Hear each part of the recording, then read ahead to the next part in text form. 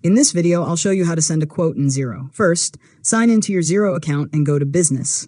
Then select Quotes. Click New Quote to create a new quote for your customer. Next, choose the customer from your contacts or create a new contact if needed. Enter the quote date, expiration date, quote number, and any reference information you'd like to include. After that, add the products or services you're quoting. Enter the description, quantity, unit price, account code, and tax rate for each line item.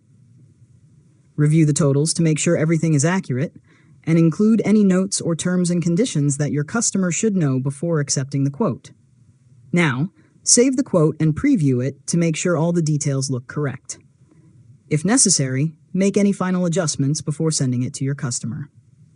Finally, click Email or Send. Enter the customer's email address if it's not already filled in, review the email message, and send the quote. You can return to the quotes section later to track its status and see whether it has been accepted, declined, or is still awaiting a response. And that's it. You've successfully learned how to send a quote in Xero.